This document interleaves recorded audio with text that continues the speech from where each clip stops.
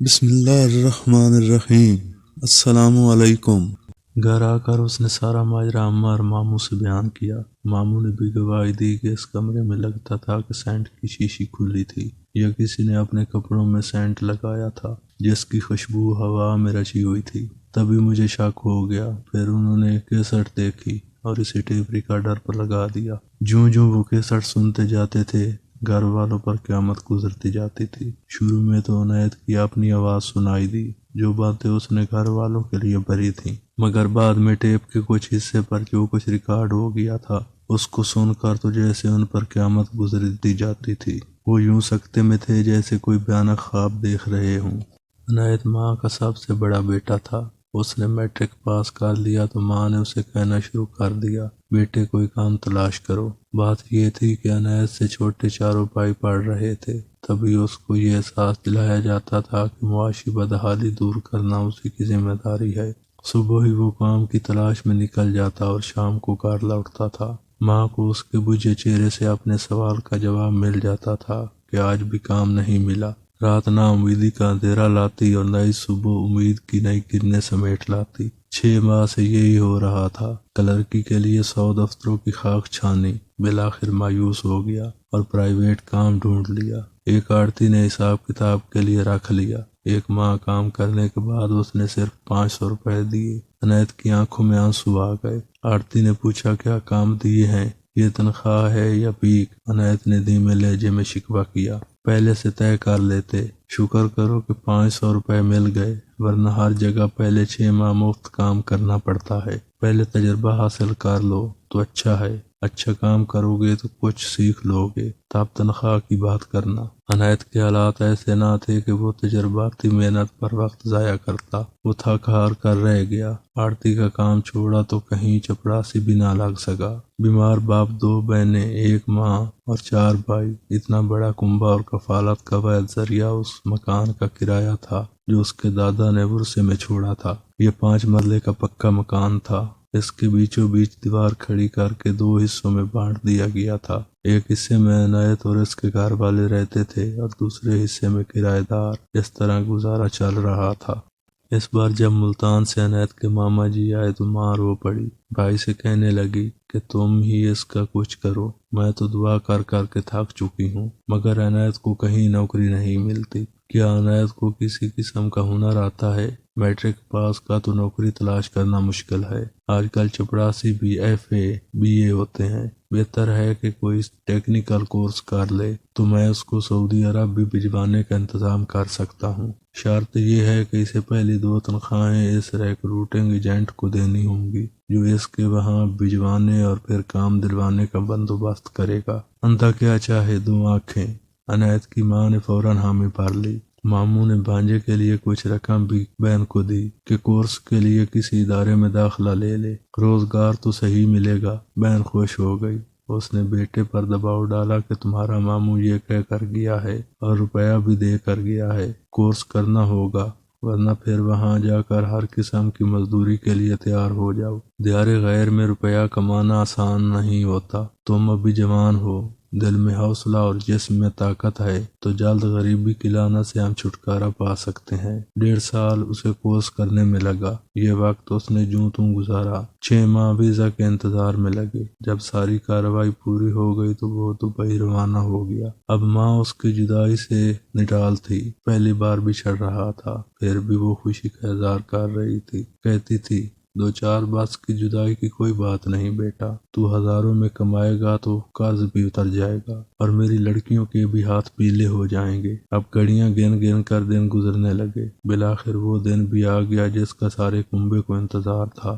عنایت کے آنے کی خبر سن کر ماں پھولے نہیں سما رہی تھی۔ اس کا بیٹا 5 سال بعد دبئی سے گھر لوٹ رہا تھا۔ اس نے اتنا کما لیا تھا کہ بہنوں کی شادیاں کرنے کے بعد بھی کچھ سرمایہ بھیج رہا تھا۔ وہ اپنے وطن میں بہت اچھی طرح کوئی کاروبار کر سکتا تھا۔ اس نے فون پر کہا تھا ماں فکر نہ کرنا، میں بہنوں کے لیے عمدہ ریشمی جوڑے، گھڑیاں اور گھریلو چھوٹا موٹا سامان ساتھ لا رہا ہوں۔ اس نے اپنے آنے کی تاریخ بھی بتا دی۔ وہ پہلے ملتان میں اترا، جہاں سے ایک روز ننہال میں ٹھہر کر ماموں سے ملنا تھا، پھر آگے اپنے شہر جانا تھا۔ ماموں کا شکریہ ادا کرنا لازم تھا، جن کی مہربانی نے اس کو خوشیوں اور آسودہ حالی کے یہ دن دکھائے تھے۔ سو وہ ایک دن ماموں کے گھر ٹھہر گیا، ان کو اور ان کے بچوں کو تحفے دیے اور جانے کی اجازت چاہی۔ ماموں نے کہا، بیٹا تمہارے پاس سامان ہے، ویگن یا بس پر جانا مناسب نہیں، ایسا کرو ٹیکسی کر لو۔ اس پر ممانی بولی، میرا ماموں زاد فلک شیر ٹیکسی چلاتا ہے، کیوں نہ اس کو فون کر کے بلا لیں؟ اتنے مال اسباب کے ساتھ کسی اجنبی کی ٹیکسی میں جائے گا تو وہ ہم کو فکر لگی رہے گی۔ ماموں نے کہا، بیگم ٹھیک ہے، تم اپنی ممانی کو فون کر کے فلک شیر کو یہاں بلا لو۔ ممانی نے فون کیا، فلک شیر نے ہی ریسیور اٹھایا۔ مدعا سن کر کہنے لگا کہ میں آج فارغ ہوں، آ کر عنایت صاحب کو لے جاتا ہوں۔ آدھے گھنٹے بعد اس نے دستک دی۔ ماموں باہر نکلے تو اس نے کہا، میں ذرا جلدی میں ہوں، گاڑی چیک کرا لوں، رستے میں جگہ جگہ سڑک ٹوٹی ہوئی ہے، عنایت کو بھیج دیں۔ ورک شاپ پر کتنا ٹائم لگے گا؟ ماموں نے سوال کیا۔ یہی کوئی گھنٹہ بھر، فلک شیر نے جواب دیا۔ یوں ماموں نے عنایت کو فلک شیر کے پاس بھیج دیا۔ فلک شیر راستے میں ایک ورک شاپ پر رکا، تھوڑی دیر بعد آ کر بولا، عنایت بھائی موٹر میں کام زیادہ نکل آیا ہے، ایسا کریں آپ میرے گھر پر تھوڑی دیر قیام کر لیں، میں گاڑی بنوا کر ابھی آتا ہوں۔ وہ بیچارہ بلا چوں چراں مان گیا۔ فلک شیر اسے گھر لے آیا، اپنے والد کو بتایا کہ یہ بلال صاحب کے بھانجے ہیں، میں ذرا گاڑی کو صحیح کروا لوں، تب تک یہ ہمارے مہمان ہیں۔ فلک شیر کا باپ اس سے گرم جوشی سے ملا اور گھر کے اندر لے گیا، اس کی خاطر مدارت کی اور دونوں دبئی بارے باتیں کرنے لگے۔ جبکہ فلک شیر واپس ورک شاپ چلا گیا، اس نے 1-2 گھنٹے کا کہا تھا، مگر مغرب ہو گئی اور وہ نہ لوٹا۔ اس کے باپ نے کہا، عنایت بیٹا اب رات سر پر ہے، راستے میں ڈاکو وغیرہ مسافروں کو لوٹ لیتے ہیں، اور تم تو دبئی سے آ رہے ہو، تمہارے پاس قیمتی سامان بھی ہوگا۔ جی بالکل، میرا تو سارا ہی سامان قیمتی ہے، بہنوں کے جہیز کے لیے خریداری کی ہے، 5 سال بعد گھر لوٹ رہا ہوں، تو اب تو نقدی وغیرہ بھی ہوگی۔ نقدی کے ساتھ کوئی سونا بھی خریدا ہے انکل، بہنوں کی شادیوں کے لیے زیورات بنوائے ہیں۔ بیٹے عنایت، پھر تو میں تمہیں مشورہ دوں گا کہ تم ہرگز رات کا سفر مت کرو، کھانا کھا کر سو جاؤ۔ ابھی تک فلک شیر نہیں لوٹا ہے، وہ عشاء تک آئے گا، شاید گاڑی میں کچھ مسئلہ نکل آیا ہے، اگر راستے میں کوئی ویران جگہ پڑ گئی تو کچھ بھی ہو سکتا ہے، صبح تڑکے نکل جانا۔ عنایت نے سوچا، بزرگ ٹھیک کہہ رہے ہیں، رات کا سفر پرخطر ہوتا ہے، دن کو ہی سفر بہتر ہوگا۔ اس نے فلک شیر کے گھر ہی سو جانا بہتر جانا۔ باپ کے ساتھ عنایت کی گفتگو فلک شیر کے بھائیوں نے بھی سنی۔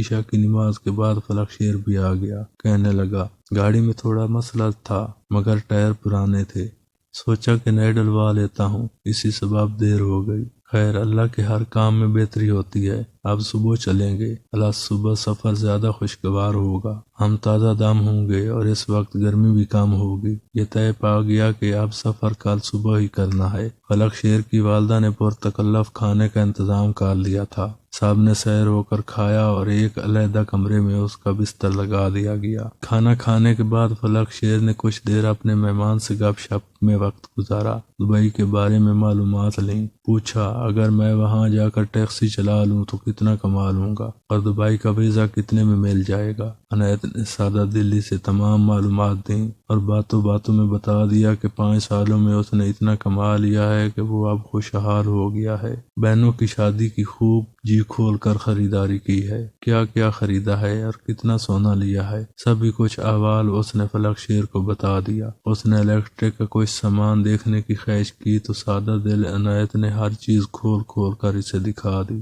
جو وہ گھر والوں کے لیے لے کر جا رہا تھا۔ غیر ملکی کپڑا اور بیش قیمت گھڑیاں، جوسر گرینڈر مشین، VCR، ان دنوں VCR کا دور تھا۔ ان چیزوں کو دیکھ کر فلک شیر اور اس کے بھائیوں کے منہ میں پانی بھر آیا۔ وہ سوچنے لگے کہ اس کے پاس اتنا مال ہے، کاش فلک شیر بھی دبئی کمانے چلا جاتا تو کتنا اچھا تھا، ہماری غربت بھی دور ہو جاتی۔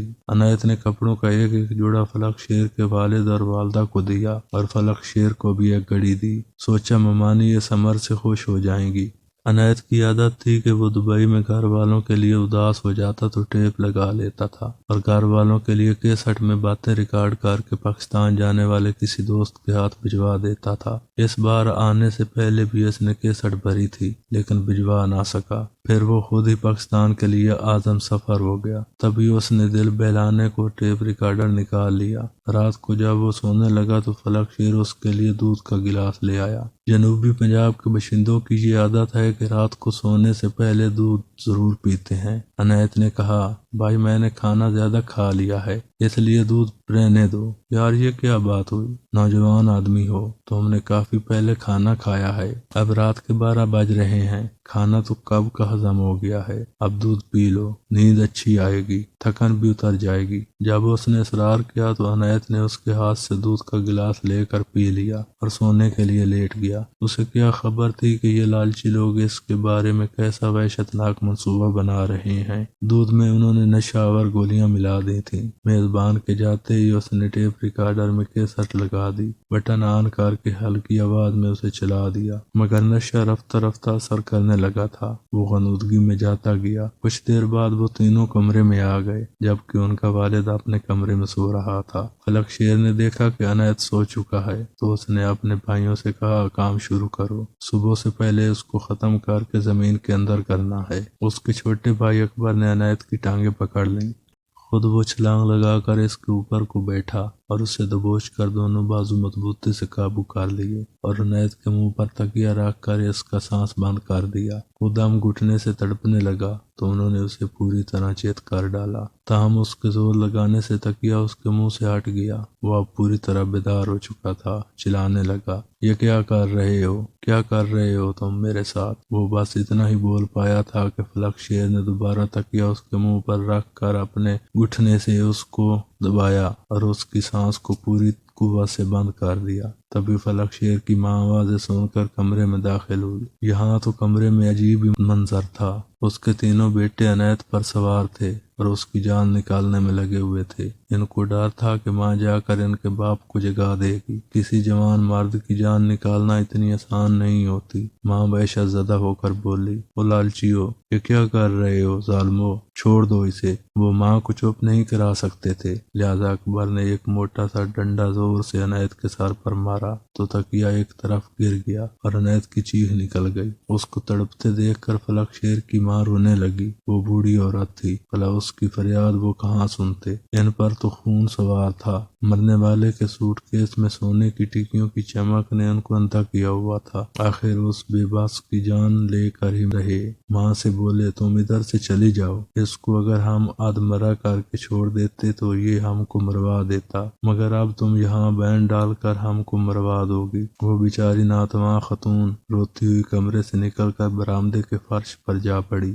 اس کے آواز کام نہ کر رہے تھے کہ کیا کرے، جبکہ اس کے بیٹوں نے میت کو جانوروں کا چارہ رکھنے والی جگہ سے زمین کھود کر دبا دیا۔ اس تمام کارروائی میں تقریباً 1.5 گھنٹہ لگا۔ اس کے بعد اس کی دبئی سے لائی سب اشیاء پر ان کا قبضہ ہو گیا۔ ادھر جب عنایت مقررہ وقت پر گھر نہ پہنچا تو اس کی ماں بے چین ہو گئی۔ دوسرے بیٹے کفایت کو اپنے بھائی کے پاس بھیجا کہ جا کر پتہ کرو عنایت آیا ہے یا نہیں، آ گیا ہو تو اسے اپنے ساتھ ہی لے آنا۔ چھوٹا بھائی جب ماموں کے پاس پہنچا، اس نے بتایا، بیٹا وہ تو کل 11 بجے یہاں سے چلا گیا تھا، میں فلک شیر سے پتہ کرتا ہوں۔ پھر ماموں نے اسے فون کیا تو فلک شیر نے کہا، پھوپھا جی میری گاڑی خراب تھی، میں اسے ورک شاپ لے گیا تو استاد نے کہا کہ اس پر سفر مت کرو، اس کے ٹائر ختم ہیں، رستے میں خرابی درپیش ہوگی تو کیا کرو گے، پہلے ٹائر بدلوا لو۔ تبھی میں نے آپ کے بھانجے سے معذرت کر لی تھی، وہ دوسری ٹیکسی کر کے خود چلا گیا تھا۔ مجھے نہیں معلوم کہ اب وہ کہاں ہے اور کیوں ابھی تک گھر نہیں پہنچا،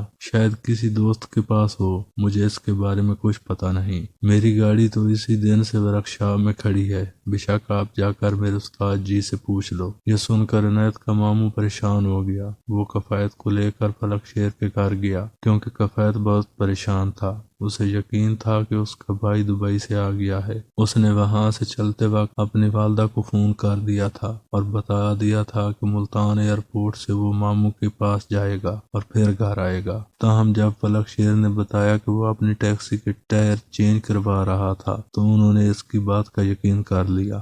बज़ाहिर यकीन ना करने की कोई वजह नहीं थी। वो यही समझे कि मुल्तान में अनैत किसी दोस्त के पास चला गया होगा। ताम हैरत की बात ये थी कि उसने ना तो घर वालों को फोन करके बताया और ना अपने मामू से ही राब्ता किया। तभी उनको शक गुजरा कि जरूर उसके साथ कोई गैर मामूली बात हो गई है। वो अभी ये सोच ही रहे थे कि अनैत के घर में इन्हें गैर मुल्की सेंट की खुशबू महसूस हुई। ये खुशबू वैसी ही थी जैसी अनैत के मलबूस से मामू को आई थी जब वो उनके घर पर ठहरा हुआ था। ये खुशबू फलक शेर के घर में हर जगह महसूस हो रही थी। मामू ने फलक शेर से कहा, मैं तुम्हारा घर देखना चाहता हूँ। इस तरह घर देखने के बहाने वो कमरे में इधर उधर फिरने लगे। तभी एक कमरे में सोफे पर मामू को तौलिया पड़ा नजर आया। उसने तौलिया उठाया तो उसमें से भी तेज सेंट की खुशबू आई। उसे लगा कि ये तौलिया अनैत का है। वो इस वक्त उस कमरे में खड़ा था जहाँ पिछली रात को वकूआ हुआ था। जब मामू फलक शेर से बातें कर रहा था, कफैत की नजर कमरे में बिछे पलंग पर पड़ी। उसने देखा कि पलंग पर नई साफ सुथरी चादर बिछी हुई है, लेकिन तकिए मौजूद नहीं है। वो पलंग की तरफ गया।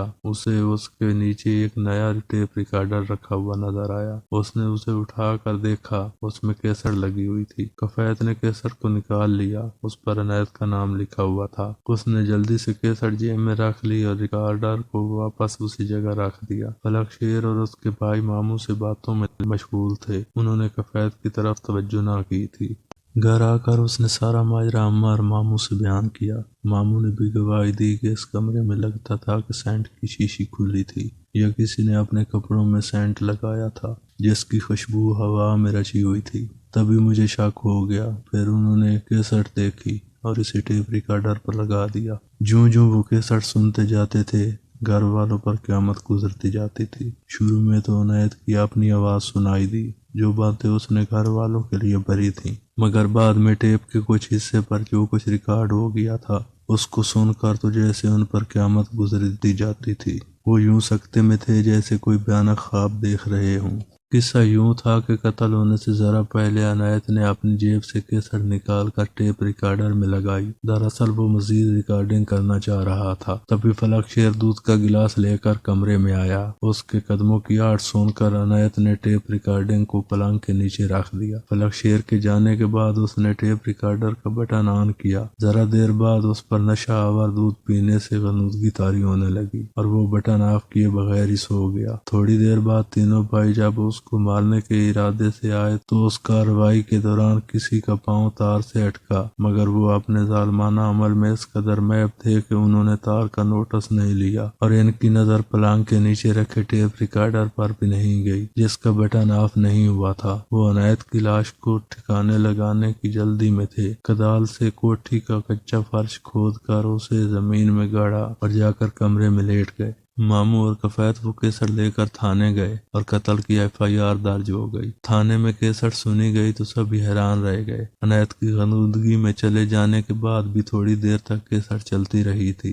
इस वारदात का थोड़ा सा हिस्सा रिकॉर्ड हो चुका था। पहले फलक शेर की कुछ बातें रिकॉर्ड थीं, फिर लड़ने भिड़ने की आवाजें सुनाई देने लगी और अनायत के कराहने की आवाजें भी आने लगी। फलक शेर की माँ की भी आवाज सुनाई दी कि जालिमों क्या कर रहे हो, छोड़ दो उसे। फिर फलक शेर की आवाज सुनाई दी, हरगिज़ नहीं, अगर हमने इसे छोड़ दिया तो ये हमको मरवा देगा। कत्ल का मंजर गोया केसट से निकलकर आंखों के सामने छाता जा रहा था। अचानक ही केसट बंद हो गई। शायद तार निकल जाने या ऑटोमेटिक सिस्टम के तहत बंद हुई थी। अनायत के कत्ल का कोई गवाह ना था, किसी की शहादत मौजूद न थी, मगर सबसे बड़ी शायद खुदा की जात थी जो देख रही थी। उसने शहादत का सबूत मुहैया कर दिया था। खून तो छुप ना सका और इस केसट की बदौलत थाने में कत्ल का राज फाश हो गया। अनायत तो जान से गया, मगर माँ भी जिंदा दरगोर हो गई। वो बेचारी तो जीती थी ना मरती थी। 5 बरस की जुदाई के बाद वो घड़ी आई भी तो दरमियान में मौत माँ और बेटे के बीच दीवार बन गई। वो बदनसीब तो बेटे का आखिरी दीदार भी न कर सकी। जब तक जीती रही यही कहा करती थी कि खुदा करे किसी के बेटे